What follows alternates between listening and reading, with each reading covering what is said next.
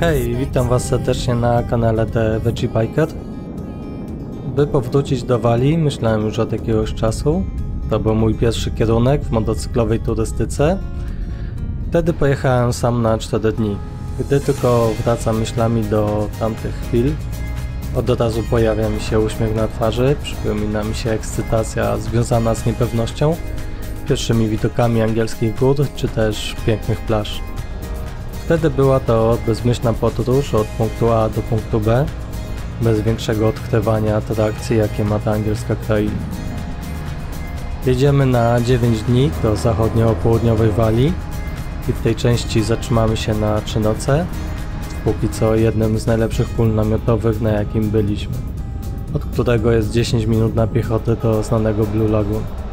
Ale o tym w kolejnym filmiku i od razu zachęcam do subskrybowania. Zostawiam Was na chwilę na walijskich drogach oczami motocyklisty.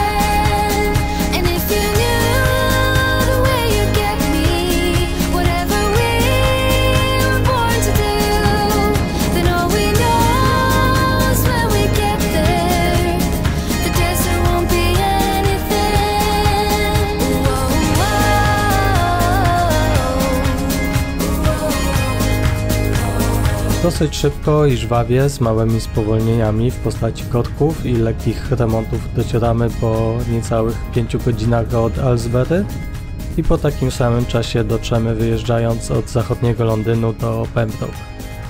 Idziemy zobaczyć średniowieczny zamek, który jest jedynym zamkiem w Brytanii, który został zbudowany nad naturalną jaskinią znaną jako Wogan. Tutaj jest domem dla nietoperzy Pipistrel, a pogłoska mówi, że było legowiskiem Wielkiego Smoka.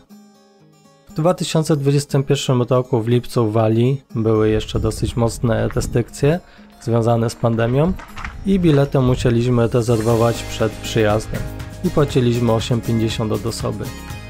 Oczywiście dzieci, seniorzy i studenci mają zniżki. Na miejscu znajdziemy małą restaurację, toalety, sklepik z suwenirami oraz jak my byliśmy była budka z lodami i słodkościami.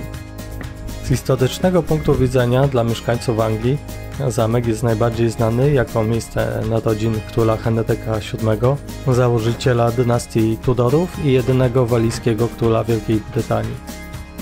Jest nawet specjalna komnata, w której ukazany jest Henryk VII jako niemowlę zaraz po narodzinach. Dla nas zamek, a raczej twierdza z lekkimi ruinami zamku, zrobiła dobre wrażenie. Bywaliśmy w lepiej zachowanych zamkach, ale twierdza jest ogromna i na tamte czasy zdecydowanie robiła świetne wrażenie.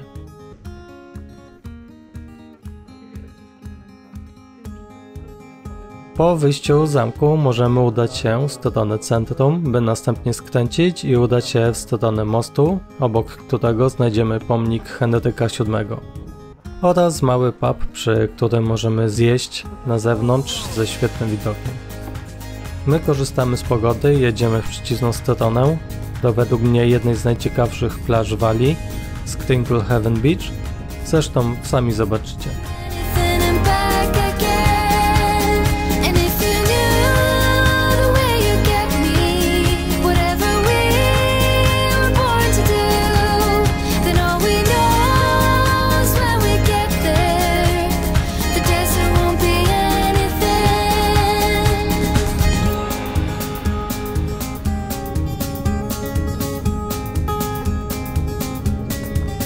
I don't have plans for the future, but now I know that you'll be there.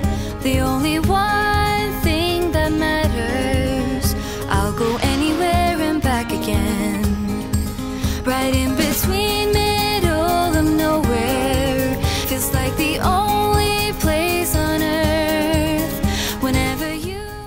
Pierwszym, co każdemu się rzuca w oczy, to George Dock Cove. Dla mnie to rodzaj cudu geologicznego. Zatoka ze stotomymi klifami z piaskowca, w której siła morza wykuła wysokie łukowe drzwi. Jest to znak rozpoznawczy plaży, która jest mocno kamienista.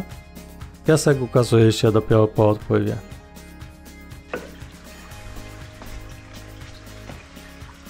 Powyżej plaży jest hostel z restauracją, a po drugiej stronie pole namiotowe.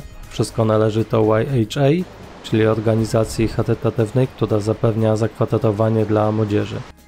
Jest na pewno warte zainteresowania, jakby ktoś chciał zrobić sobie wypad na weekend. W opisie pod filmikiem zostawiam namiary. Po drugiej stronie znajduje się Sprinkle Heaven Beach. Plaże są oddzielone małym wapiennym przylądkiem. Możesz chodzić od jednej do drugiej, gdy odpływa fala, albo przez małą jaskinię, która prowadzi przez cypel.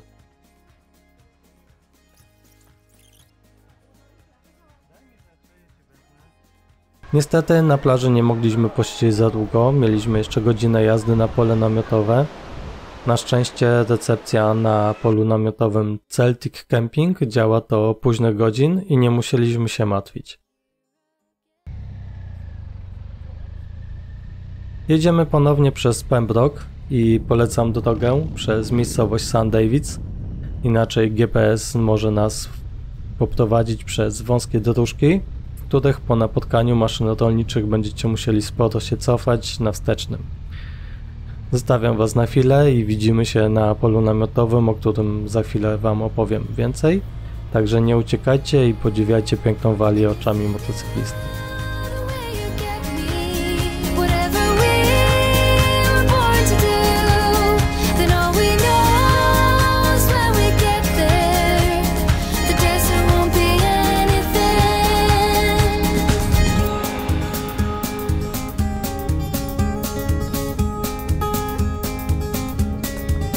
I don't have plans for the future, but now I know that you'll be there.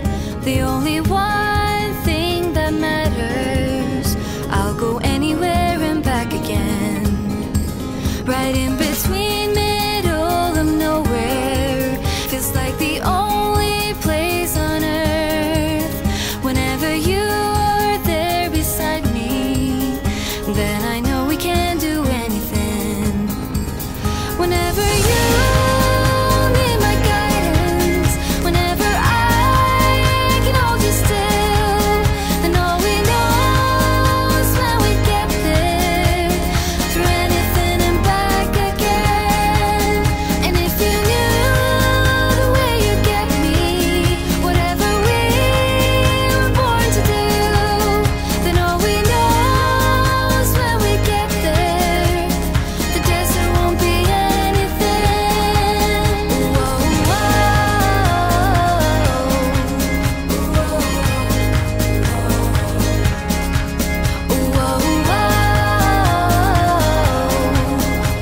the desert won't be anything.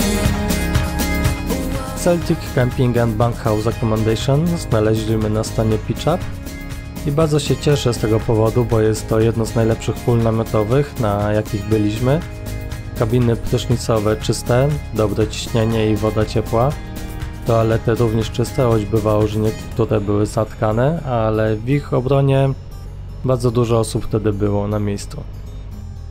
Jest również stołówka, darmowy dostęp do czajników elektrycznych, mikrofali, czy też pralki i suszarki. Można palić ogniska na trawie, ale można również wynająć tak zwane fire pity i kupić drewno i rozpałkę.